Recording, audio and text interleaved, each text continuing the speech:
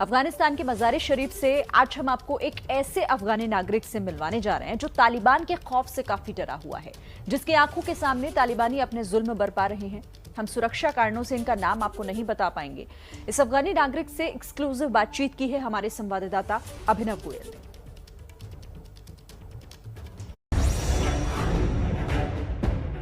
तालिबान की सरकार आम आदमी पर प्रहार। जो नाटो के साथ काम कर रहा था, अमेरिकन के साथ भी काम कर रहा था, उन सब लोगों को ढूंढ कर मार देता है। तालिबानी टॉर्चर की डरावनी कहानी अफगानी की जुबानी।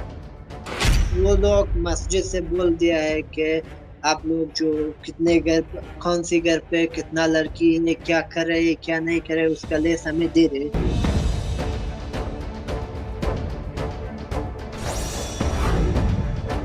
तालिबान ने महिला होना पाप है। ये लोग कह रहे हैं कि हम लोग उसके साथ कंपल्सरी मैरिज करेंगे और क्या कहते हैं, जिहाद निकाह करेंगे इसके साथ।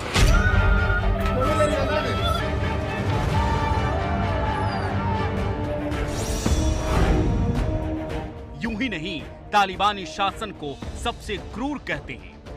हम खाते हैं और जीते हैं, हमें जीना नहीं है यहाँ पर, सिर्फ यहाँ पर हम जी रहे हैं। अफगानी ने कितना बताया, कितना डर कर छिपाया। थोड़ा रात को मारता है, जो गवर्नमेंट देता सिक्योरिटी पार्ट में, जब एक माँ और बेटे को आप लोग जुदा करें, वैसा फील हो रहा है। अफगानिस्तान के मज़ार शरीफ से अफगानी नागरिक एक्सक्लूसिव।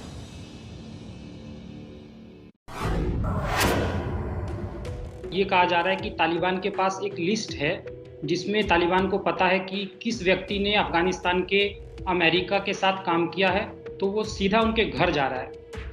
ये बात बहुत ठीक है, कह रहे हैं कि वो लोग घर बगर हर घर को चेक कर रहे हैं कि कौन किसके साथ, जो नाटो के साथ काम कर रहा था, अमेरिकन के साथ भी काम कर रहा था, उन सब लोगों को ढूंढ कर मार देता है। सिर्फ वो लोग कमरे में बोल रहे हैं कि हम ये कुछ नहीं करेंगे, ये सिर्फ बात है न्यूज़ पे, दूसरे कंट्री को भरोसा ले ले, उसी की खातिर ये लोग न्यूज़ पे, टीवी पे कह रहे हैं कि हम लोग ये नहीं करेंगे, पर वो चुपके से अपना काम कर रहा है। अभी महिलाओं को लेके, जो वुमेन हैं, उसको लेके तालिबान किस तरह से बर्ताव कर रहा है? क्योंकि अभी खबरें आ रही हैं वहां से कि तालिबान कह रहा है कि महिलाएं न्यूज़ रूम के स्टूडियोज में लौट रही हैं। वो लोग कह रहा है कि सिवाय वही जो न्यूज़ रिपोर्टर जो लोग हैं उसी की इजाज़त है, पर वो कैमरे के सामने यही बात कर रहे हैं, ये बोलते कुछ और है और करते कुछ और है। आम आदमी को वो लोग मारता है कि क्यों तुम ऐसा कपड़ा पहन रहे हो, क्यों ऐसा चल रहे हो, उसी पे ये बात नहीं, वो बोलते कुछ और करते कुछ और। क्या तालिबान घरों से लड़कियों को भी उठा के लेके जा रहा है? वो लोग मस्जिद से बोल दिया है कि आप लोग जो कितने घर, कौन सी घर पे कितना लड़की ने क्या कर रहे हैं, क्या नहीं कर रहे, उसका लिस्ट हमें दे रहे, फिर हम लोग उसके बारे में डिसाइड करेंगे कि उन लोगों के साथ क्या करें। ये लोग कह रहे हैं कि हम लोग उसके साथ कंपल्सरी मैरिज करेंगे और क्या कहते हैं, जिहाद निकाह करेंगे इसके साथ। 2 लड़की से ज्यादा है तो वो लोग कह रहे हैं कि हम लोग यही काम करेंगे। तालिबान आ जाने के बाद किस तरह के उन्होंने हुक्म जारी किए हैं? आप एक आम जिंदगी आपकी कैसे बदल गई है तालिबान आ जाने के बाद? हम खाते हैं और जीते हैं, हमें जीना नहीं है यहाँ पर, सिर्फ यहाँ पर हम जी रहे हैं। सारा जो 20 इयर्स में बन गया था वो 0 हो गया। कोई लड़की बिना सिवाय उसके भाई, पति और फादर के बिना बाहर नहीं जाता है। अगर जा रहा है तो हम लोग उसको पनिशमेंट करेंगे। जो लड़कियां हैं वो हिजाब पहने। तो क्या तालिबान अभी लोगों को मार भी रहा है? अभी जो थोड़ा रात को मारता है, जो गवर्नमेंट देता सिक्योरिटी पार्ट में, सिक्योरिटी पार्ट में, जो रात को वो 1-2 आदमी को लेकर जाता है और मार देता है। 5 दिन में 5 और 10 महिला है, वुमेन जो है वो भी बहुत जरूरी काम होगा तो बाहर जाएगा पूरी स्थिति में, उसके सिवा और कोई नहीं है। आप अपना बिना मुंह दिखाए थोड़ा कैमरा को दिखा सकते हैं कि आप अभी कहाँ पर हैं? ये मज़ार शरीफ का इलाका है। जी हाँ, मज़ार शरीफ इलाका का है, पर हम लोग नहीं पता है कौन सा इलाका है। जी जी जी, वो मत बताइए, वो मत बताइए। अभी यहाँ पे कैसे हालात हैं? 5 घरों में 2 फैमिली होगा, 5 घरों में 2 फैमिली होगा और 3 सब लोग गए हैं काबुल, और वो काबुल से किधर गए हमें पता नहीं। सारे लोगों को यही फील हो रहा है कि जो एक माँ को अपने बच्चे से दूर करे, ऐसा फील हो रहा है। सिर्फ मैं नहीं, सारे जो अफगानिस्तान पे है, और वो लोग यही फील कर रहे हैं कि वो जब एक माँ और बेटे को आप लोग जुदा करें, वैसा फील हो रहा है। हमारा कोई फ्यूचर यही नहीं है। इन 20 इयर्स पे ये लोग पढ़े क्या हम लोग डॉक्टर बनेंगे, हम लोग लॉयर बनेंगे, हम लोग इकोनॉमिस्ट बनेंगे, हम लोग थ्रेड करेंगे, पर ये सारा का सारा उसका आरज़ू जो था वो सारा पानी में बिगड़ गया है। अशरफ गनी कह रहे थे कि काबुल में खून खराबा ना हो इसीलिए उनको देश छोड़ना पड़ा।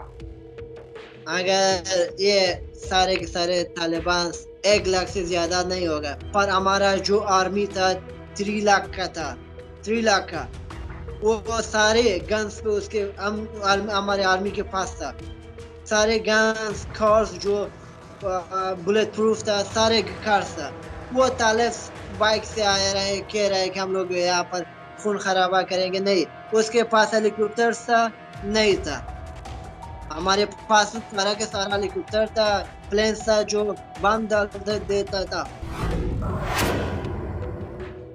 और जो अभी पंजशीर में साले कह रहे हैं कि वो डटे हुए हैं, हम लोग उसको सपोर्ट करता है कि ये बहुत ठीक काम कर रहा है।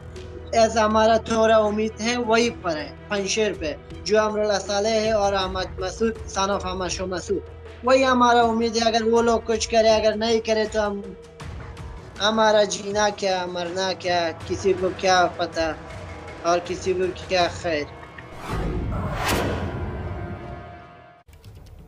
और इसीलिए हम कह रहे हैं कि उनकी कथनी और करनी में कितना फ़र्क है ये आप साफ तौर पर समझ सकते थे। हमारे साथ इस वक्त संवाददाता अभिनव गोयल और साथ ही रक्षा विशेषज्ञ रिटायर्ड कर्नल दानवीर सिंह जुड़ रहे हैं।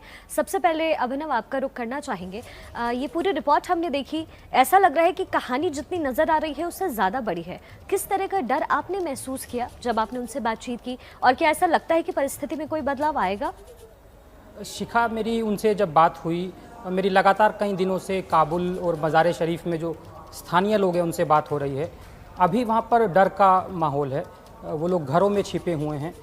तालिबान जो कह रहा है, मंगलवार को जब प्रेस कॉन्फ्रेंस उन्होंने की तो जिस तरह से उन्होंने अपने आप को पेश किया, एक उदार छवि दिखाने की कोशिश की, वैसा स्थानीय नागरिक को नहीं लग रहा है। स्थानीय नागरिक को कहना है कि वैसी छवि वो जानबूझ के दिखा रहा है, क्योंकि उसको पश्चिमी देशों से एक तरह की स्वीकार्यता चाहिए कि उसको रिकॉग्नाइज़ करें।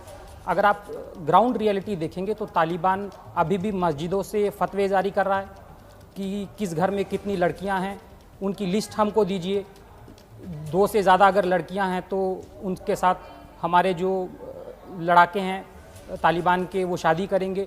तो डर की स्थिति अभी पूरे मज़ार शरीफ और काबुल के अंदर है। ठीक है अभिनव, आप हमारे साथ रहिए। कर्नल दानवीर, अब मैं आपके पास आऊंगी। कर्नल दानवीर, जो अभिनव बता रहे हैं और जो तस्वीरें लगातार हम देख रहे हैं अफगानिस्तान की जमीन से जो आ रही हैं, आपको लगता है कि अब भरोसे के लायक है तालिबान? जिस तरीके की बातें अब तालिबान कर रहा है, कह रहा है कि हम बदल गए हैं, मतलब जो तालिबान है उसकी जो हकीकत है हम सभी जानते हैं, लेकिन क्या भरोसा किया जा सकता है इन तस्वीरों को देखकर? मेरे ख्याल से भरोसा तो कभी भी नहीं किया जा सकता था, और जब उन्होंने वो प्रेस कॉन्फ्रेंस करी तब भी बहुत शक हुआ लोगों को कि ये कैसे हो सकता है। बिकॉज ओल्ड सेइंग है अंग्रेजी में कि लेपर्ड्स डोंट चेंज स्पॉट्स, यानी कि जो चीता है उसके ऊपर जो धब्बे होते हैं वो बदली नहीं होते, चाहे वो कुछ भी कर ले या कहीं से भी आ जाए या जो भी कुछ है।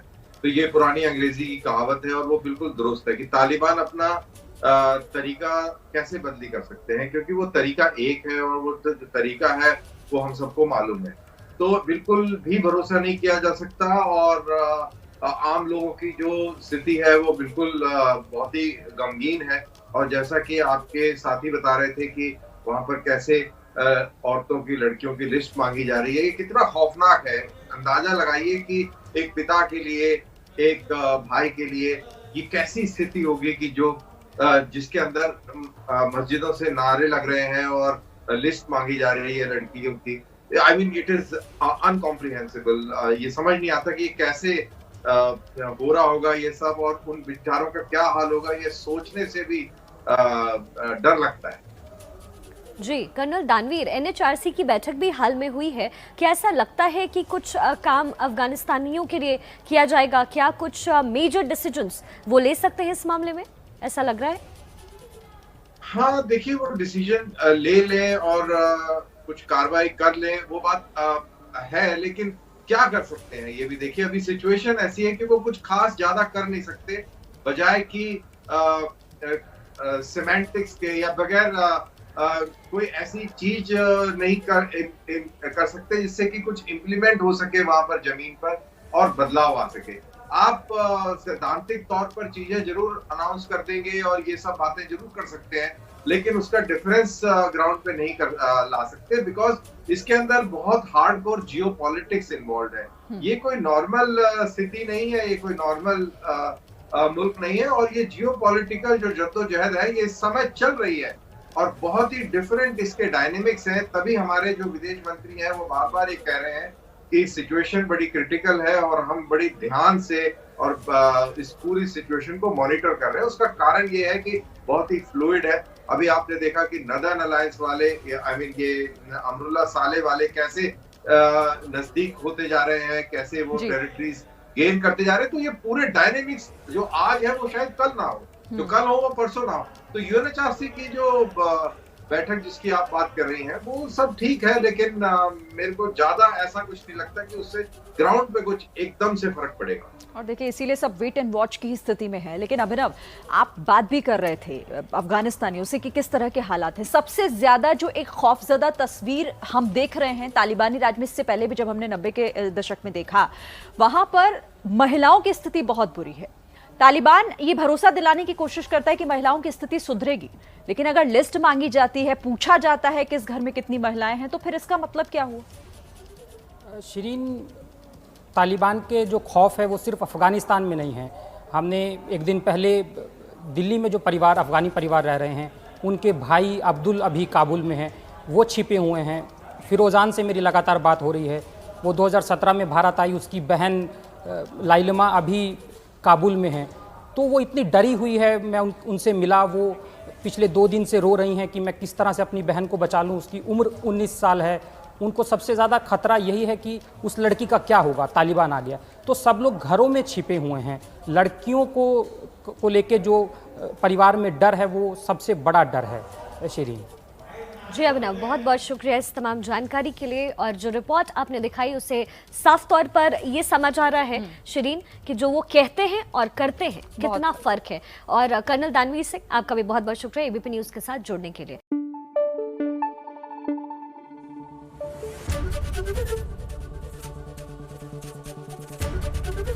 एबीपी न्यूज़ आपको रखे आगे।